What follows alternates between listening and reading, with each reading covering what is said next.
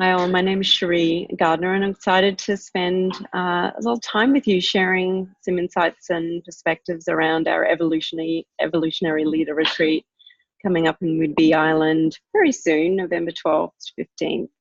And wanted to spend some time with our facilitators here that we have today. We have Dan McKee, Janet Logothetti, and Luke Entrup. Hi, all. We wanted to sort of spend a little time exploring what to expect in this retreat, what we'll be exploring, possibilities for what the time will include and what it might mean for you. And maybe we start as getting some thoughts. I might start with you, Dan. The thing that comes to mind for me is the challenges of being a leader in a sense in today's environment. There's a lot going on contextually, politically, the environment's it's very raw, I think, time, and maybe challenging time to be a leader. But would love you to hear your thoughts about the importance of context and how that might play out at the retreat. Sure. One of the things I hear from people who step away into deeper retreat work pretty consistently is that they want to find a way to respond to the challenges of the times. And when we poke around on that, it's usually the life I have with my loved ones and those closest to me, and the work I have where I want to make a meaningful difference and show up authentically. And then how do I make a positive impact in my community or the world? And so I think your question is great. Most people come out of these leadership retreats, these deep, quieting, but stimulating opportunities, more of who they really are than they do at all change there. And so letting things fall away that can only happen on a retreat like this, where you have a community, you have powerful facilitation, and you have quiet at the same time, usually allows people to access those values that they already have and to show up with a greater capacity for challenges, greater compassion, and much stronger communication and access to their own authenticity. That's the first thing I would think of. Thanks, Dan. I'm really struck by the word quieting and sort of this idea of slowing down, especially given all the distractions that I know are present for all of us. And makes me wonder, Janet, I'd love to hear from you a little bit about how, what you see the benefit in a sense of the slowing down. What is the opportunity to take this time out? Yeah, sure.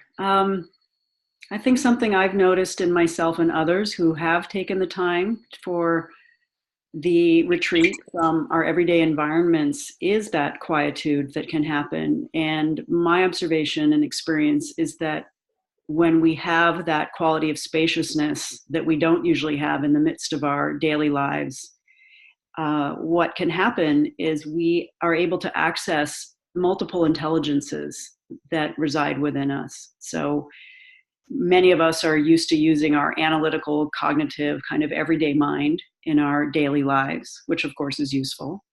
And in addition to that, we also have deep emotional intelligence that resides within, as well as somatic intelligence of our bodies. And it's really in the context of reducing a lot of the outer stimulation of the world and responsibilities. It's in silence, it's in nature that we can experience the spaciousness of our own minds and the multiple intelligences of our mind. And as Dan was talking about, context that all of us are operating in, whether we're in formal leadership positions or not, it's a complex world with lots of interdependencies, lots of things we can't control. And so that ability to deepen into our spacious nature of mind where wisdom can emerge, I think is extremely important, beneficial certainly at the individual level, but very important arguably for the collective. And so I have aspirations for the participants and also for the greater world that the participants touch through their work and their relationships. around bringing forth that wisdom that exists, but sometimes just gets crowded by the complexity and busyness of everyday life.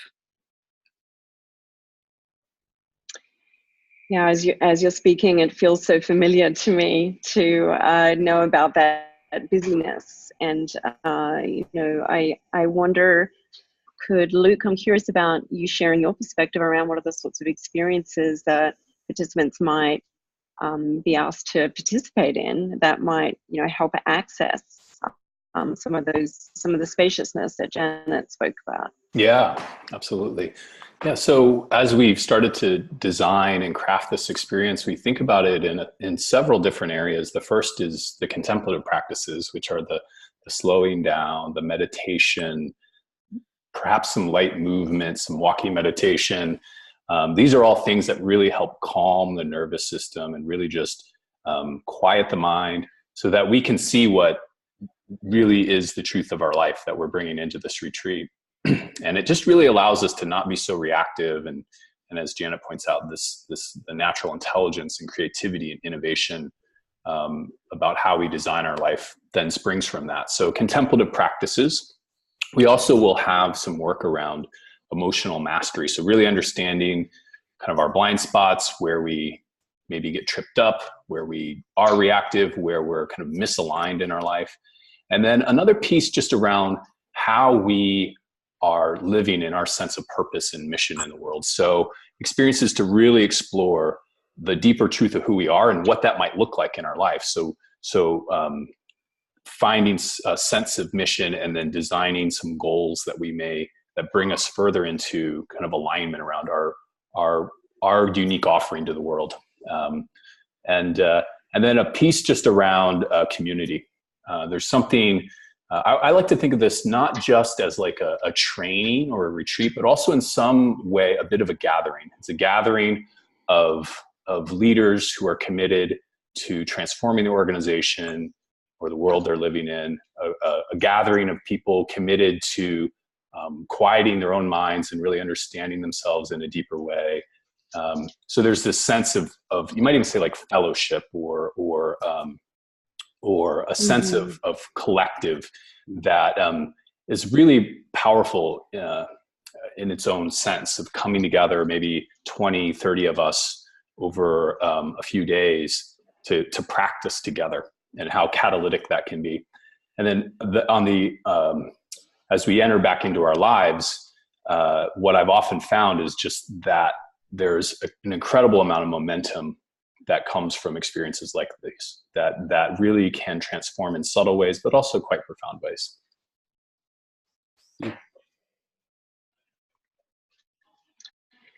It's wonderful. I'm really struck by what you've all said, and when I think of this opportunity, it sounds like not only an opportunity to really take some time to step back and reflect on self, me, I, who am I, how do I want to be in the world, what sort of leader do I want to be? But it also strikes me that, what can come as an outcome is, how do you bring this to your organizations? How you bring this to your people? How do you create the conditions for your teams to also access that? And I get excited about that when I think of the companies that we work for and the opportunities that a lot of our leaders want to achieve in the world. This sounds like a necessary experience. So thanks to the three of you for sharing some insights and perspective. And for those of you that would like to know more, I know the three of you are welcome and available at any time to grab a call, and we also have information online. And just reminding you again, the session, the retreat itself is November 12th to 15th on Whidbey Island. Thanks to the three of you. And we're done. Thank you. Take care.